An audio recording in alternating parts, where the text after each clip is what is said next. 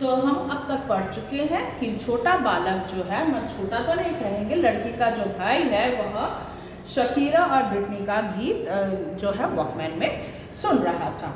तो उसके आगे हम पढ़ेंगे। लड़की ने क्या कहा कि मुंह बनाकर कहा कि she is of not for our generation, he likes Shakira and Britney.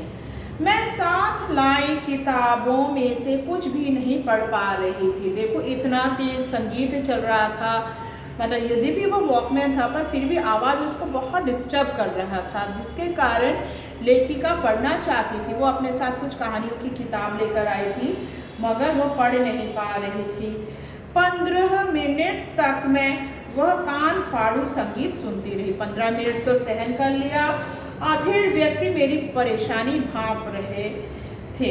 उन्होंने छोटे लड़के के घुटनों पर थपथपाया। तो उनके पास जो अधेड़ व्यक्ति थे वे क्या करते हैं, बच्चे लड़का जो है उसके घुटनों पर थपथपाते हैं।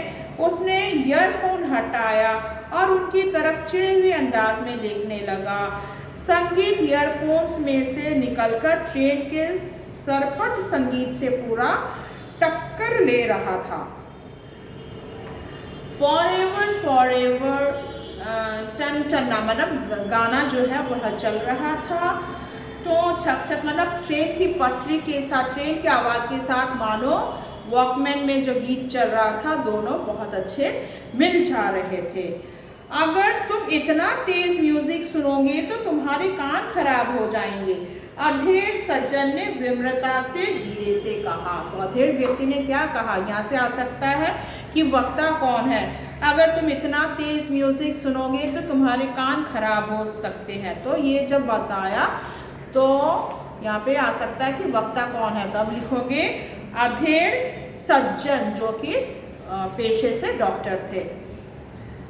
लड़के ने सिर हिला दिया। लड़के को समझ में नहीं आया, वो हिंदी नहीं समझता था। सिर हिला दिया यह संकेत देते हुए कि पहली बात तो वह कुछ सुन नहीं पा रहा, दूसरी उसे हिंदी नहीं समझ आती। तो उसके संकेत से यही पता चला कि क्या है, उसको हिंदी समझ में नहीं आती है।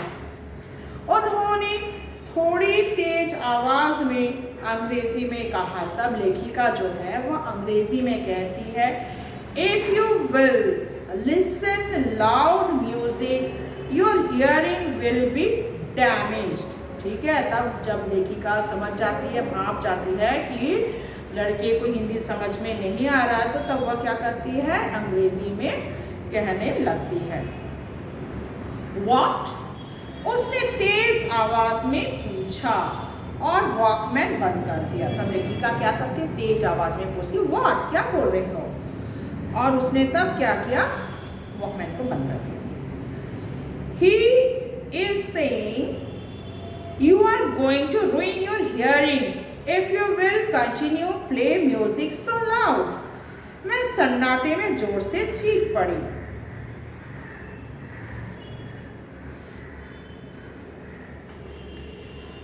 तो जब अंग्रेजी में भी समझ में नहीं आया, मतलब वहाँ पे अधेड़ उम्र के इंसान ने जब कहा था, तब लेखिका कहते you are going to ruin your hearing if you will continue play music so loud। इतने जोर से बोलती है। अचानक वे तीनों जोर से हंस पड़े। तीनों बच्चे क्या करते हैं, हंस पड़ते हैं। छोटे लड़के ने हंसी रोकते हुए टूटी फूटी हिंदी में गोवन ढंग से कहा, अच्छा शुक्रिया। तब वह कहता है ठीक है, आपको मैं शुक्रिया अदा करता है कि हाँ, थैंक्स फॉर योर,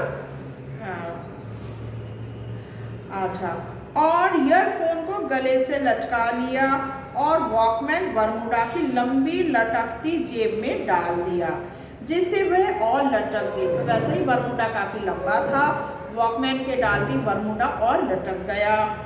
मैं झेप कर उठ खड़ी हुई। लेखिका झेप कर खड़ी हो जाती है और हैंड टॉवल लेकर बाथरूम जाने का उपक्रम करने लगी। तो वो क्या है, बाथरूम जाने का सोचती है।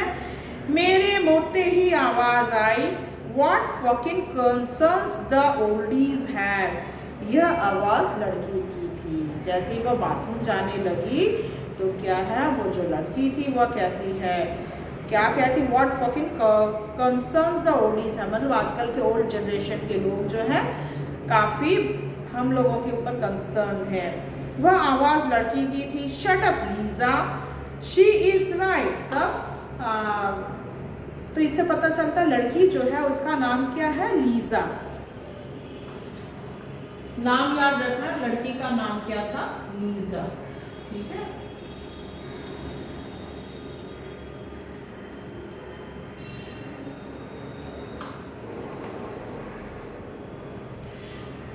यह गंभीर आवाज बड़े लड़के की थी।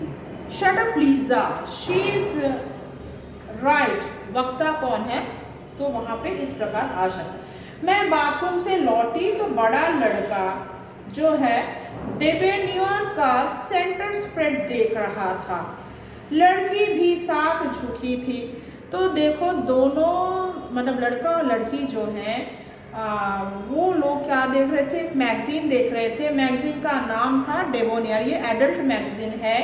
तो उन यहाँ पे वो सोचते, देखो सामने हम लोग हैं, बुजुर्ग लोग हैं, मगर फिर भी क्या है, इन बच्चों को थोड़ा भी शर्म नहीं है, हमारे सामने इस प्रकार क्या है, एडल्ट पिक्चर देख रहे हैं मैगजीन में।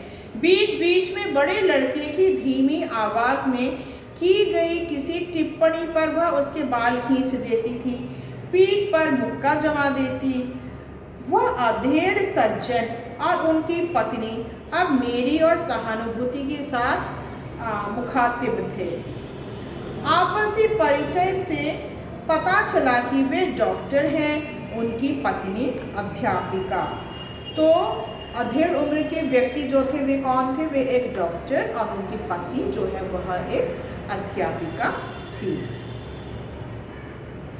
यह हाल है हमारे देश की युवा पीढ़ी का, ये अंडरलाइन कर लो, यह हाल है हमारे देश की युवा पीढ़ी का। यहाँ पे अब आ सकता है वक्ता कौन है, ठीक है, यह हाल है हमारे, ये क्वेश्चन पहले भी आ चुका है, हमारे देश की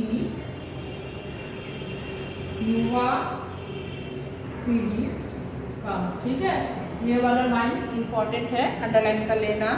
यह डॉक्टर साहब कह रहे थे, कौन कह रहे थे, यह डॉक्टर का कथन है।